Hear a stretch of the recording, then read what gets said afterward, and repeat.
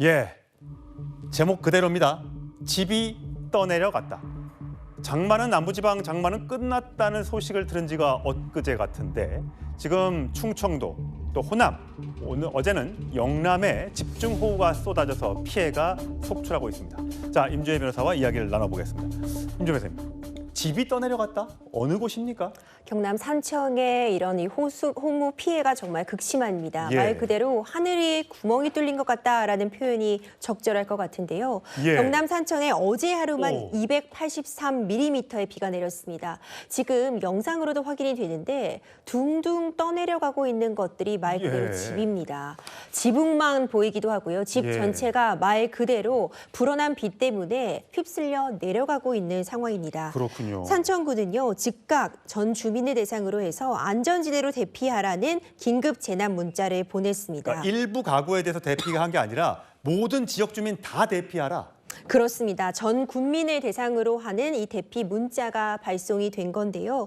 인구 3만 4천여 명 내외의 산청군 그리고 인구 만여 명의 합천군은 모든 주민에게 즉각 대피하라는 안내 문자 발송을 했습니다. 제가 드론으로 찍은 경남 산청의 모습을 보고 계신데요. 오른쪽에 저 흙탕물이요.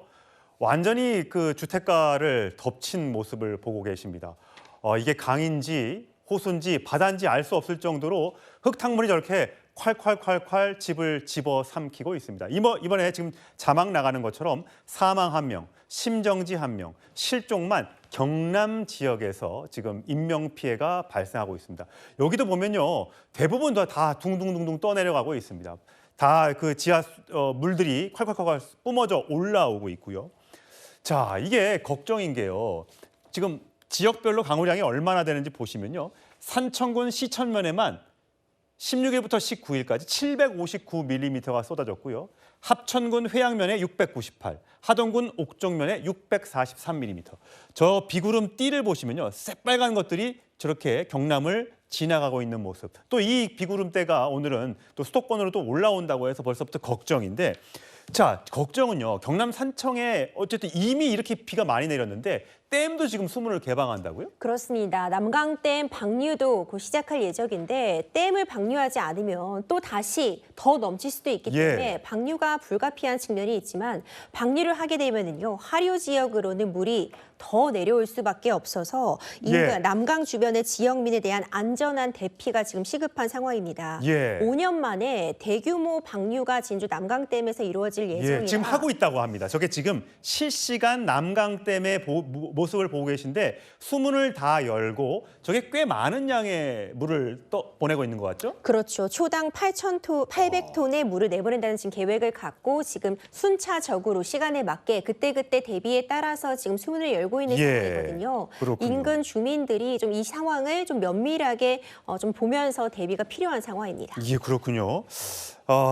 주민 피해가 없게 저렇게 지역 주민들한테 초당 5,460톤 수문 방류에 따라 가화천 인근과 저지대 주민들은 마을 회관 등으로 신속하게 대피해달라, 이런 긴급 재난 문자까지 발송이 된 상태라고 합니다. 그런데 이게 사실 주민센터나 어디 체육관에 가고 싶어도 거기도 지금 물난리가 나서 주민들이 발을 동동 구르고 있다는 소식이 지금 들어와 있습니다.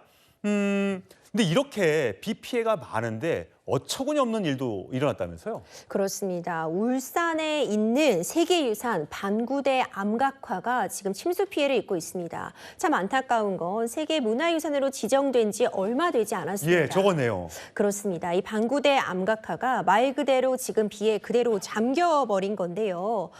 지금 암각화가 잠겨버리게 되면 이 그림 자체가 훼손될 수밖에 그렇겠네요. 없고, 이게 침수가 반복되다 보니까 지금 마를 새도 없이 계속해서 물에 잠겨 있는 상황이어서 예비할 수는 없었는가, 이 부분에 대한 진한 아쉬움이 남고 있습니다. 제발 물이 좀 빨리 빠져야 할 텐데 일단 울산 태화강에도 홍수특보가 발령이 되어 있다고 합니다.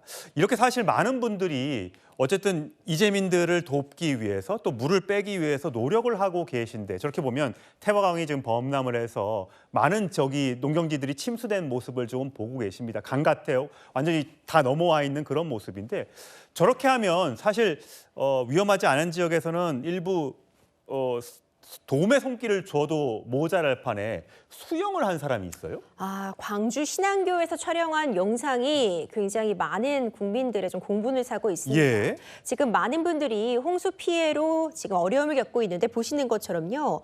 흙탕물이 점령한 도로에 어른 가슴 높이까지 찬 이 물에서 가방을 메고 있는 이 남성이 물속으로 들어가는 이게 겁니다. 허우적대는 게 아니고 수영을 하는 거예요. 처음에는 저도 지금 혹시 피해를 입은 거 아닌가 싶었는데 수영을 한 뒤에 유유히 빠져나왔습니다. 뒤따라오던 일행은 이 모습을 보면서 웃음을 터뜨리기도 했는데요. 사실 당시 차량들이 완전히 고립되면서 운전자들이 가까스로 차량을 버리고 몸만 빠져나오는 그런 모습들도 확인이 됐는데 좀 적절하지 못했던 행동이 아닌가 이런 분신한 아쉬움이 남습니다. 저렇게 차가 물에 잠기고 사람들이 대피하는 와중에 자신들은 수영을 한다?